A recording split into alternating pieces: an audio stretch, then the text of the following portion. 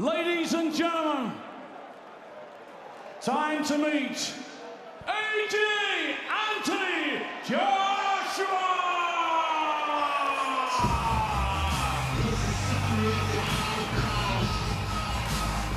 So much of a buzz building around Anthony Joshua. When you win Olympic gold at super heavyweight, that comes with the territory. He's really delivered though, hasn't he? Every time we've seen him, 7 opponents, 7 wins, 7 stoppages, all inside the distance. The power is huge, the potential massive, and the temperament perfect. Yeah, everything's there, Nick. But just the one thing we have to remember, he's only had 7 fights. So we have to take our time with him. He's a terrific prospect. He has everything. He's a huge heavyweight. He's athletic. He has power. He has talent. He has ability. And they're stepping him up gradually as they go along. We thought the last time out against Matt Skelton that it could have been a slight banana skin. Didn't allow that to happen.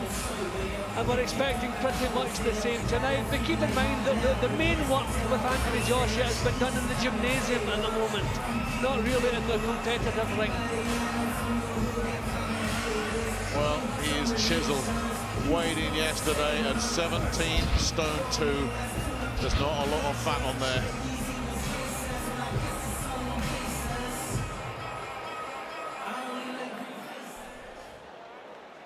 Ladies and gentlemen, we are in the heavyweight division. 8 rounds of boxing, and introducing to you firstly, fighting out of the red corner, wearing the black trunks trimmed with white, weighing in at 16 stone, 1 pound 5 ounce, 32 fight record, 21 wins, 17 inside the scheduled distance, 90 feet and 2 draws. Originally from Astana, Kazakhstan, now fighting out of Germany. Please welcome Konstantin, Airich.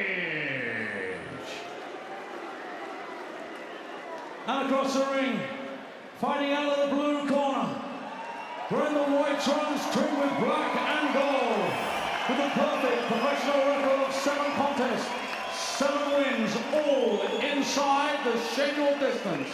Here comes the ring as the 2-time ABA champion. And ladies and gentlemen, the winner of the Olympic super heavyweight gold medal of the 2012 Olympics. Ladies and gentlemen, it is the undefeated Airich Anthony Joshua!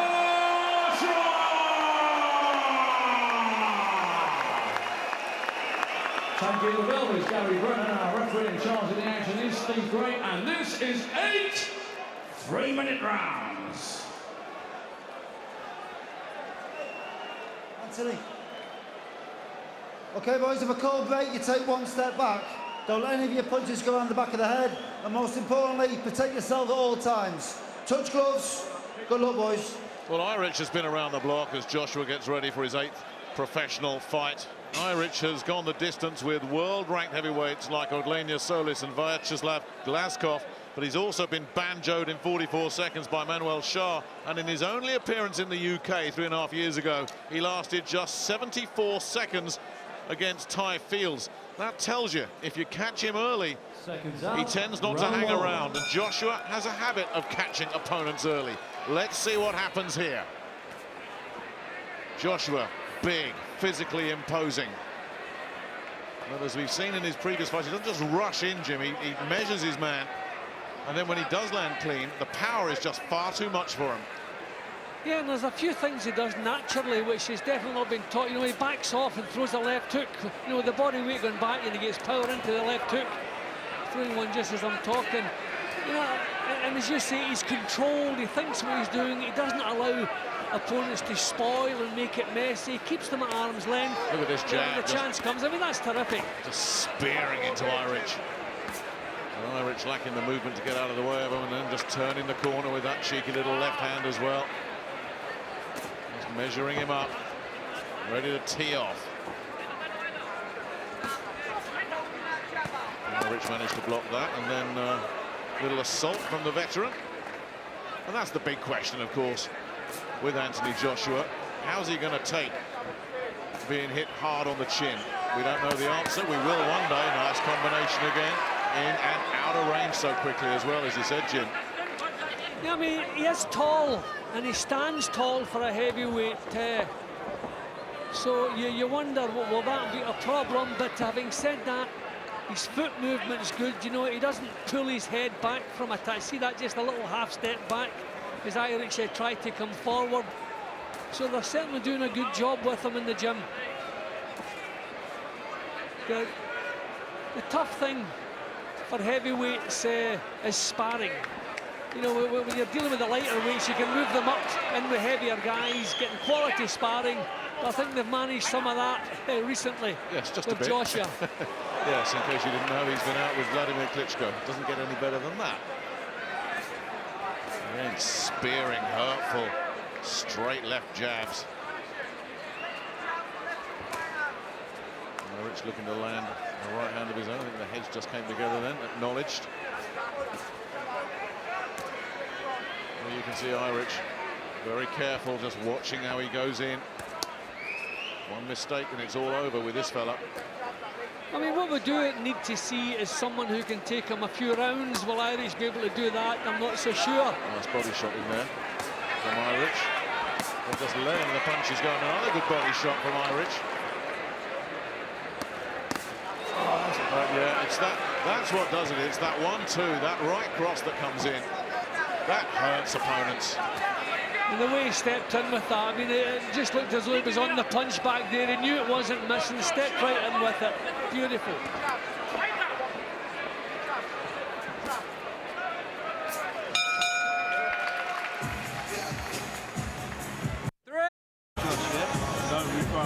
Tony Sims with the fine-tuning.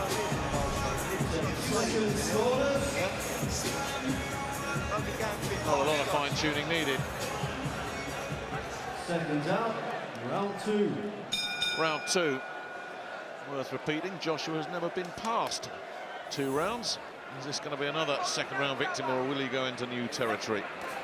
Last time out, Matt Skelton gave up the ghost in the second. Before that, Matt Legg at Wembley on the Foxgroves undercard, 83 seconds. He's done 3 in the first, 4 in the second. Is this number 5 here? And he's certainly opening up as if he wants to get rid of him right here. Airich shipping some punishment. Yeah, well, Joshua, right hand of his own, though. He was throwing solid punches towards the end of the opening round, so he doesn't want to hang about. You know, he doesn't see the point in allowing opponents to go rounds the way maybe Muhammad Ali did it at one time. If he can get them out, he gets them out. It's interesting when Airich landed that right hand, he grinned, Joshua. I mean, Airich has never been known as a real big power puncher in the heavyweight division anyway. But that must have so dispirited Airich. Landed a decent shot and it just produced a smile. And I think the jab is also sickening. I mean, there's nothing he can do about that. Solid punches. That was perfect balance there for those punches. Couldn't get the follow-up in, though. He was out of range for that. But it's just a case of get the bomb sight retrained, isn't it? A couple of digs to the midsection from Airich. And then getting out of the way himself. It's these jabs, as you say, Jim. They're his banker in this fight so far, Joshua. Yeah, they're the ball out, the gum thrown shields out as well into the Joshua corner. He's retrieved. And Steve Gray calls the timeout.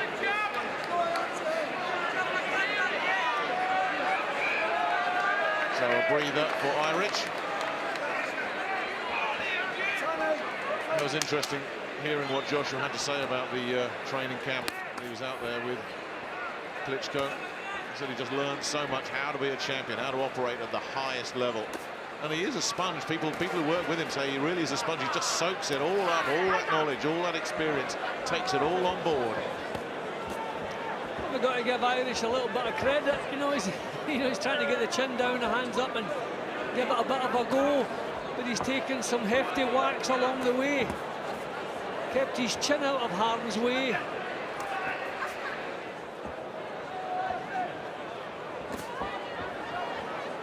Joshua just doing pretty much as he pleases now.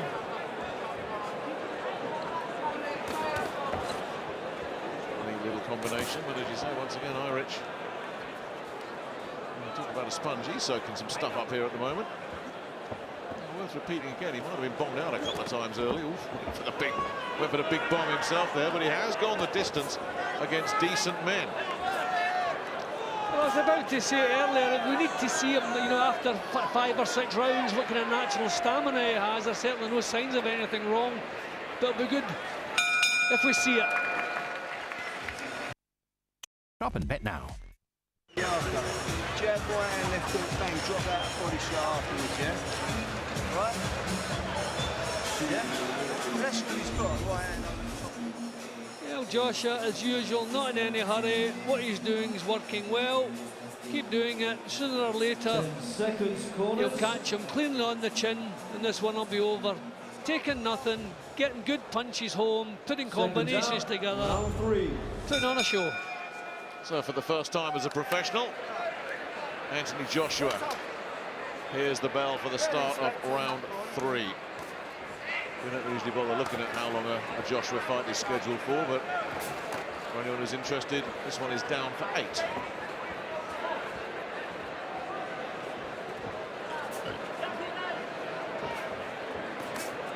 Airich doing a nice job of making Joshua miss. Another smile from the Watford man. Oh, that's the one. Didn't miss that time. Took everything, didn't he? One big right hand and a punch as he was on the floor as well from Joshua. That was well after he was on the floor. Joshua has to be careful of that. Are you okay? Hands up. Steve Gray asks Airich if he's okay. It was that big swinging right hand, and Steve Gray is right on that, and rightly so. That was, as you say, Jim, well after.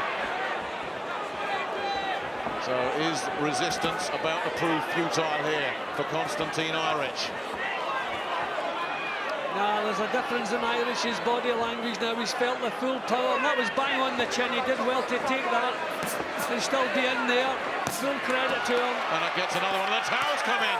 And he got absolutely slaughtered with a left hand right on the decision of Steve Gray to jump in there. They'd seen enough in the corner. They said, I'm getting the towel in. And Steve Gray, I think, had seen enough as well. It was that first knockdown, that big right hand, that did all the damage. Well, we complimented Airich the way he was giving it a go, trying to take the fight to Joshua. But that big right hand, the first one that landed cleanly on the chin and then caused the knockdown, you could see the difference in Airich when he got back up again. Can't blame him, he simply didn't want to be there. With a pro's pride, he tried to keep performing, but that punch took everything away from him. So the corner were quite right. We knew what was on the way, and just before referee Steve Gray could act, the finishing punches did land. But another terrific performance from Anthony Joshua, and a little bit of credit to Airich for making him work for it. Well, it was a big right hand, as it so often is, that did all the damage. See the difference with that? That one landed cleanly on the chin. He was landing, you know, punches to the forehead, and that was the finish. And that was well after. I mean, Joshua could see he was on the way to the floor. So, I mean, at this stage, it doesn't matter greatly. But you have to really be careful of that. So down he goes, and well after he's on the floor, the big punch. And this is the finish now. Nowhere to go. Matter of time, so thankfully didn't have to take too many more. Job done. 8 out of 8 for Anthony Joshua. And as you say, no one's going to argue with this stoppage. Airich had done what he could do. The corner had seen enough. Steve Gray had seen enough. We'd seen enough. Joshua had seen enough. There is going to be some talk about that one when he hit him when he was on the floor as well. And as you say, Jim, you've got to be careful with that, because that could be grounds for disqualification. Yeah, was it a bit of youthful enthusiasm? Yeah, was it a bit of spite? What do you think? He get carried away. You know, he's used to finishing opponents, but you have to pay attention to that. I mean, when you think, can you imagine maybe a couple of warnings beforehand for low blows or whatever, and that's the thing that just turns a disqualification against you. Just maybe too much enthusiasm, but his concentration was superb all the way through that, so he has to also concentrate when a fella's on the floor.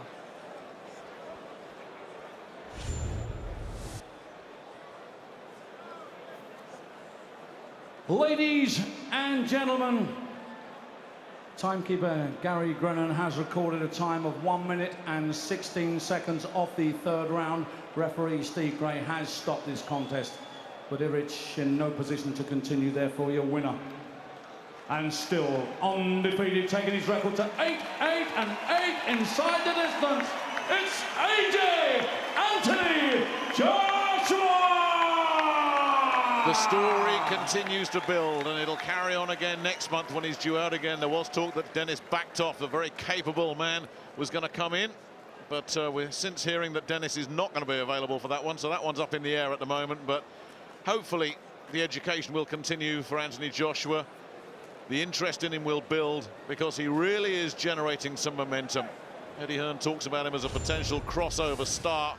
Scott Quigg is due up next, defending his WBA Super Bantamweight title against Stefan Jamoy. That's our main event. It's coming up in a few minutes' time. Quigg in a pretty good vein of form himself, and he'll want to emulate what Carl Frampton, his great rival from Belfast, did last week. But before we get to Scott Quigg, we need to hear from the big fella, AJ. Anthony, congratulations, 8th straight stoppage win, but taken into the third round for the first time tonight. Yeah, just taking my time with things, no rush, picking shots, enjoying it. It's all about experience at this level, and we are stepping up. So as I said, getting the experience, so not much point in rushing and doing the same old thing I was doing 4 or 5 fights ago. So just trying to do something different now. You seem to be varying the power of your punches in there. Yeah, most definitely. I wanted to go 8 rounds, to be honest with you, because he's durable. Some shots that I hit him with, some opponents that I've boxed, no disrespect, but I'm sure they would have gone out in the second. But he stood up, took some good shots, but it's only a matter of time in boxing if you keep getting caught with big shots, and that's what I was doing, is changing the angle, changing the power of my shots, and I caught him with a picture of a punch, and I got the stoppage. You did hit him while he was down, though. That's very unlike you. Did I? I didn't think I hit him while he was down. You did when you see the tape. You move onwards and almost upwards now. Tell us about the sparring with Vladimir Klitschko. How was that good for you in your learning process? Oh, the champ's in a league of his own. It just shows that there's a lot of work to be put in. You know, I'm trying to progress at a good pace, but at the same time, I know there's a big gap to fill, and there's a lot of hard work to be done. But we're on to October the 11th now. You know, it's going to be a great show. I'm back to London, and it's just another stepping stone. The champ, he told me that he had some ups and downs in his career, got them right. And that's what's got him where he is now. It's not always going to be a smooth road. Right now things are going well, and I hope they continue that way. But like, the experience for me got me in good shape for this fight, for sure. Let's bring in promoter Eddie Hearn. Dennis Baktov was the build opponent. Is that going ahead? Because there were some rumours he'd pulled out. Yeah, he's back on. He may change his mind after that, but people have got to understand, if you do your analysis, which I'm sure your Sky team will, if you look at the progression of some of the great heavyweights over time, his progression is much, much faster against much stronger opposition. He's just doing it so easily. He could have done that in the first round. But it's about getting the rounds in, and on October the 11th at the O2 is his first title fight against Dennis Baktov. So it's a big night and a perfect progression fight for him. But he's dispatching these people with ease every time we step him up. So you could see him making bigger steps than anticipated over the next 6 to 12 months. We look forward to that. Well done. Wow. It looked like he was stuck between trying to coast it, and the devil got the better of him.